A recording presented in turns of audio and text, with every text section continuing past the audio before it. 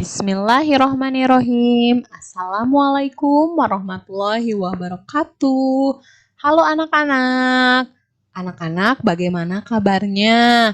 Semoga kalian dalam keadaan sehat walafiat ya. Amin. Anak-anak, hari ini kita kembali lagi belajar bersama Bu Sofa. Nah, untuk hari ini kalian Ibu harapkan sudah mandi, sudah sarapan, agar memiliki tenaga dan juga semangat untuk belajar hari ini. Untuk hari ini kita belajar masih di tema 2, namun kita beranjak ke subtema ketiga ya anak-anak ya. Nah, ada yang sudah tahu belum kalau subtema 3 ini kita belajar apa?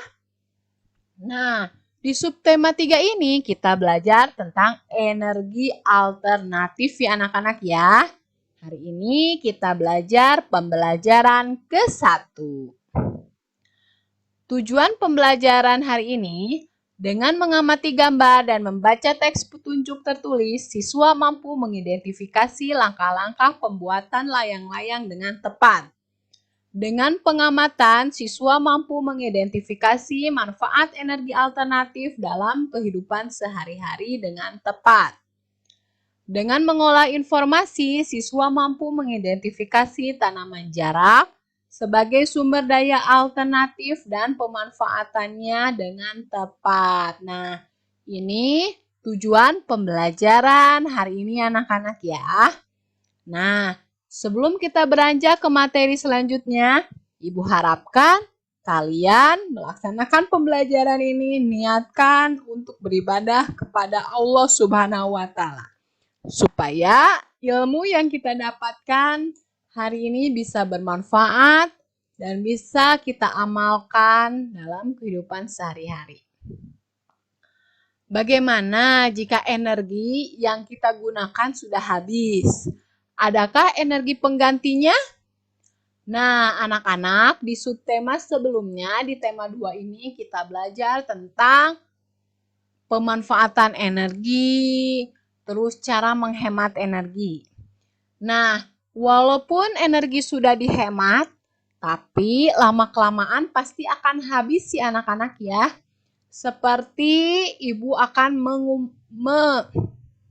mengumpamakan seperti jika kalian misalnya makan.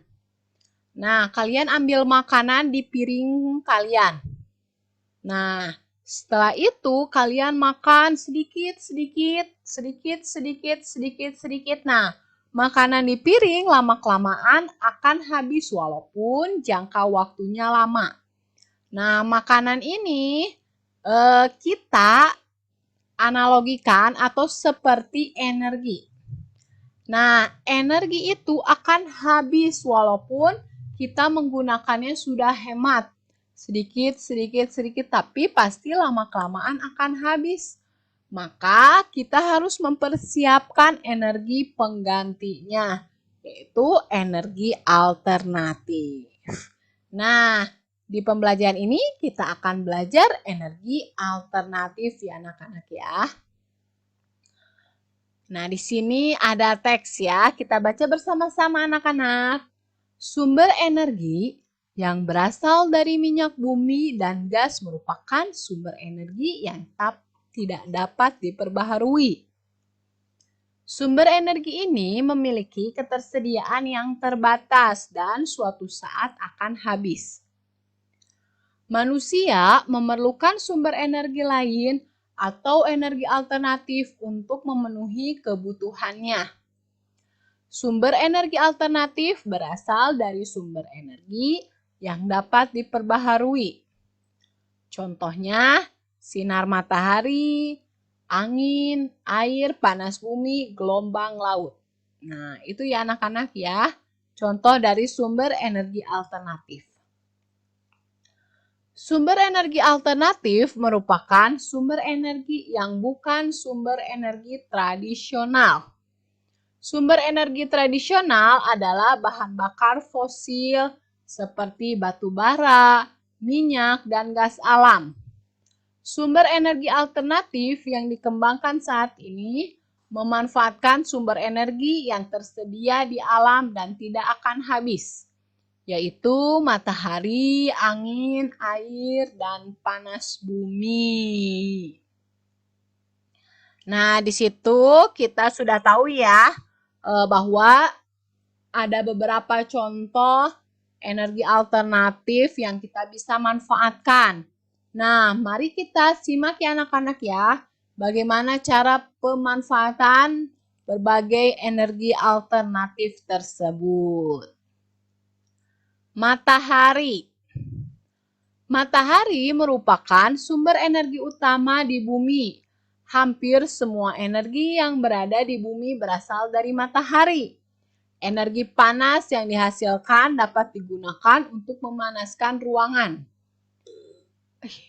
memanaskan air, dan keperluan lain. Nah, di sini matahari ya, berbagai hal bisa kita gunakan energi matahari.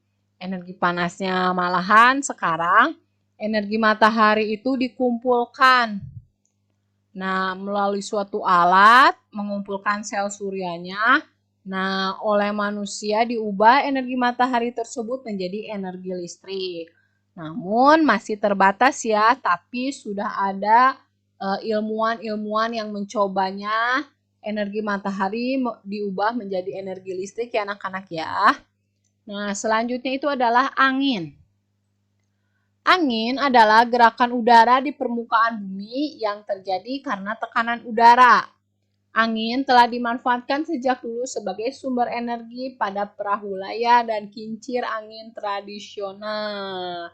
Nah, ini untuk angin ya anak-anak ya. Selanjutnya air. Air yang deras merupakan sumber energi gerak. Energi itu bisa dimanfaatkan sebagai pembangkit tenaga listrik. Oleh karena itu, di PLTA, pembangkit listrik tenaga air, dibuat bendungan air di tempat yang tinggi. Air yang dibendung tersebut kemudian dialirkan menurun sehingga akan mengalir seperti air terjun yang deras. Nah, ini juga bisa dijadikan energi alternatif ya. Jadi pembangkit listrik itu dari tenaga air. Selanjutnya panas bumi. Energi panas bumi atau energi geotermal merupakan energi yang berasal dari panas yang disimpan di bawah permukaan bumi. Pusat bumi terbentuk dari lapisan batuan yang sangat panas. Hal itu menunjukkan bahwa bumi merupakan sumber energi panas yang sangat besar. Selanjutnya, gelombang air laut.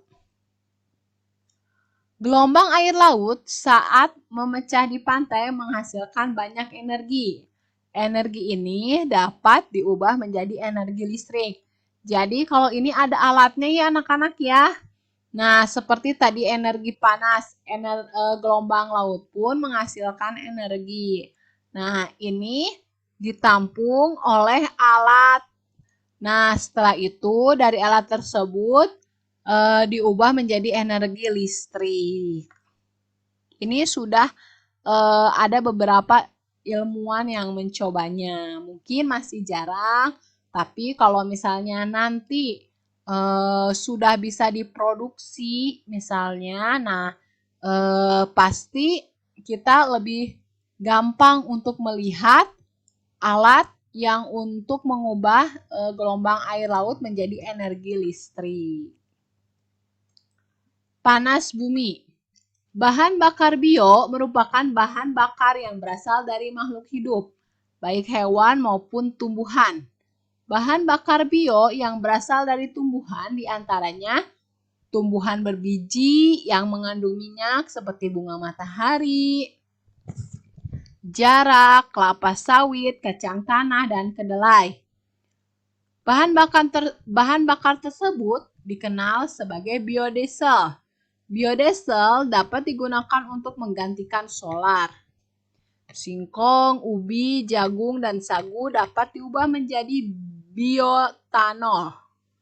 Bioetanol dapat menggantikan bensin ataupun premium. Bahan bakar bio juga dapat berasal dari kotoran ternak. Bahan bakar tersebut dikenal sebagai biogas. Kotoran ternak yang ada dimasukkan ke dalam ruangan bawah tanah atau lubang. Selain itu, bahan bakar ini dapat juga dimanfaatkan untuk bahan bakar kendaraan bermotor. Nah, di sini panas buminya itu ada yang berasal dari tumbuhan, terus ada juga dari umbi-umbian. Nah, kalau dari tumbuhan itu dari jarak, terus dari bunga matahari bisa digunakan untuk solar. Sedangkan kalau dari umbi-umbian bisa digunakan untuk menggantikan bensin ataupun premium. Nah, kalau kotoran hewan seperti sapi itu bisa dikumpulkan, lalu diolah. Nah, bisa menjadi biogas atau bisa juga untuk masak ya anak-anak ya. Jadi tidak menggunakan gas LPG yang berasal dari minyak bumi lagi. Nah, ini bisa dimanfaatkan. Untuk pengolahan biogas ini harus di ruangan yang terbuka. Karena nanti gas yang dihasilkan dari kotoran hewan ini dialirkan lalu dimanfaatkan. Nah, ini sudah ada ya anak-anak ya. Ibu pun pernah melihatnya. Nanti mudah-mudahan kalau pandemi ini sudah selesai, kita bisa berkunjung nih ke tempat yang memanfaatkan kotoran hewan untuk biogas. Ini ilmu yang sangat bermanfaat sekali ya. Nah, selain itu biogas juga selain untuk pengganti gas ketika masak, nah ini juga bisa sebagai bahan kendaraan bermotor ya anak-anak ya. Selanjutnya, nah Indonesia memiliki sumber daya alam yang juga dapat digunakan sebagai sumber energi alternatif. Tadi sudah tahu ya, tumbuhannya banyak. Nah, kita akan melihat salah satu tumbuhan yang dapat dimanfaatkan yaitu minyak jarak sebagai sumber energi alternatif. Nah, ini tumbuhan jaraknya ya. Minyak jarak dimulai dikenal sebagai sumber energi alternatif biodiesel. Biodiesel dihasilkan dari minyak yang diperoleh dari biji tanaman jarak yang banyak tumbuh di daerah tropis seperti di Indonesia. Minyak jarak dari biji tanaman pagar ini merupakan potensi untuk dikembangkan sebagai tanaman penghasil minyak, pengganti bahan bakar minyak bumi karena memiliki beberapa keunggulan. Salah satu keunggulan minyak jarak adalah tanaman ini mudah dibudidayakan sehingga dapat menjamin ketersediaan bahan mentahnya. Proses pengolahannya cukup sederhana sehingga mudah dilakukan oleh masyarakat umum. Tidak memerlukan teknologi yang tinggi sehingga biaya investasinya terbilang murah ya. Nah, ini tanaman jarak ya anak-anak ya. Jadi, tanaman jarak ini salah satu tanaman yang bisa digunakan sebagai energi alternatif. Nah, itulah manfaat minyak jarak ya. Minyak jarak ya anak-anak ya. Kita lanjutkan teks berikutnya. Minyak jarak juga dimanfaatkan untuk minyak rambut dan minyak pijat. Nah, kemasan minyak jarak dibuat lebih praktis sehingga memudahkan penggunaannya. Minyak jarak dapat ditemui di pasar-pasar modern atau di warung. Pemanfaatan minyak jarak ini telah memberikan kesempatan yang baik dalam bidang pekerjaan. Saat menanam pohon jarak sampai panen dibutuhkan tenaga. Begitu pula saat tanaman diolah menjadi minyak, tentunya membutuhkan para ahli untuk membuatnya. Belum lagi kemasan yang menarik.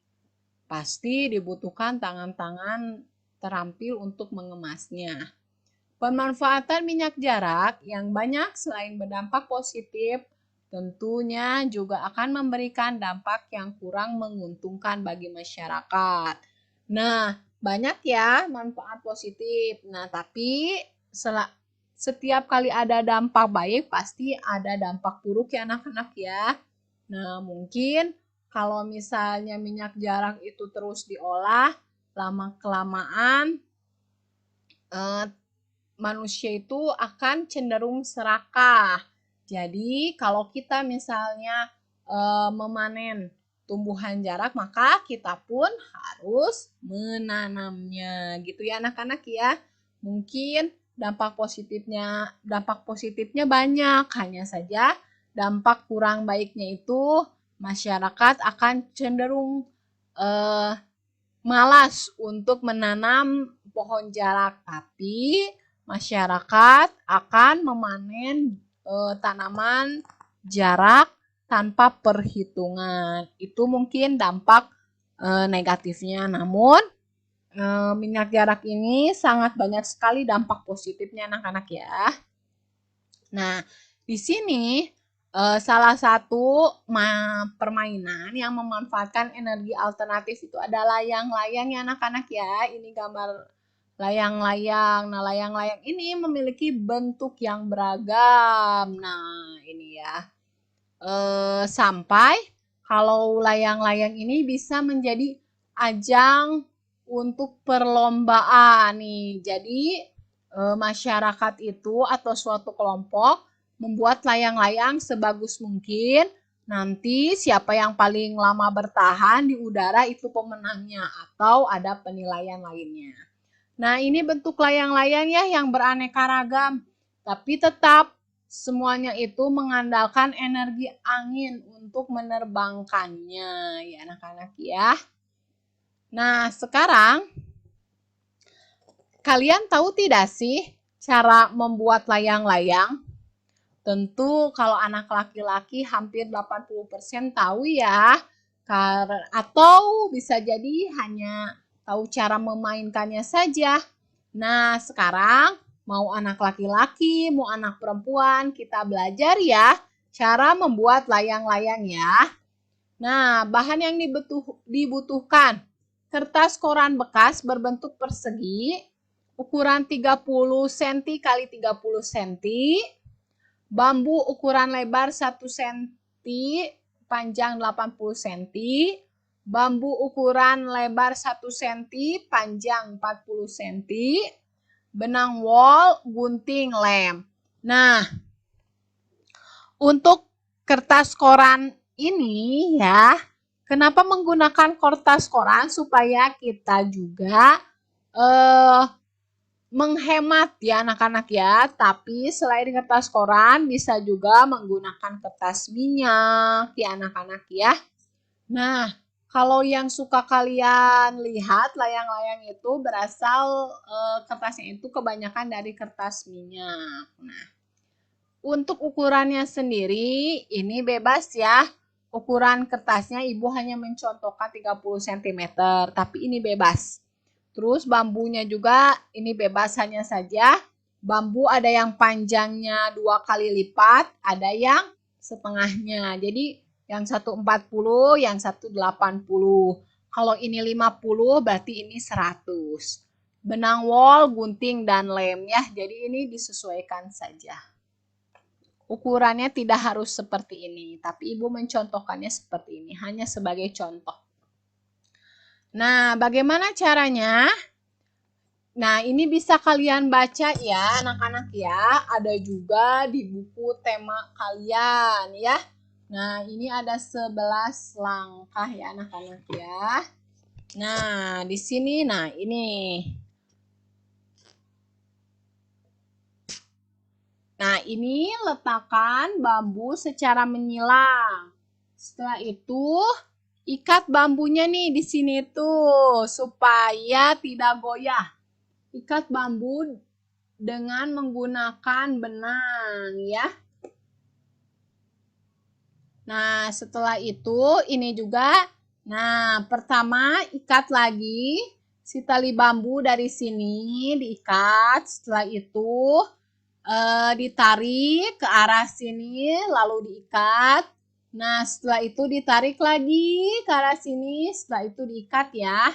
Sampai sini diikat juga. Jadi benangnya itu ada di pinggir-pinggir dari bambu tersebut ya anak-anak ya. Nah, setelah berbentuk layang-layang nih belum ada kertasnya. Lalu kalian buka kertas koran. Setelah itu si kerangka bambu ini letakkan di atas kertas koran. Lalu kalian jiplak. Nah, di sini pakai pensil, pakai pulpen atau spidol ya supaya terlihat. Dijiplak, dijiplak, dijiplak, dijiplak. Sehingga di kertas koran ini ada kerangka layang-layang ya anak-anak ya. Nah, setelah itu kerangkanya digunting. Kertas korannya digunting yang sesuai dengan kerangka layang-layang. Nah, setelah itu lalu ditempelkan si kerangka ke kertas koran tersebut. Ya anak-anak ya. Nah, nanti boleh dikasih benang wol lagi di sininya, di ujung-ujung ininya untuk kalau kalian ingin menerbangkannya. Nah, ini boleh dikasih hiasan. Nah, mudah ya anak-anak ya untuk membuatnya. Nah, ini cara membuat layang-layang sederhana ya anak-anak ya. Nah, alhamdulillah pembelajaran hari ini telah selesai. Nanti kalian belajar untuk membuat layang-layang sederhana ya anak-anak ya. Di rumah kalian bersama keluarga kalian. Terima kasih. Billahi taufiq walhidayah. Wassalamualaikum warahmatullahi wabarakatuh.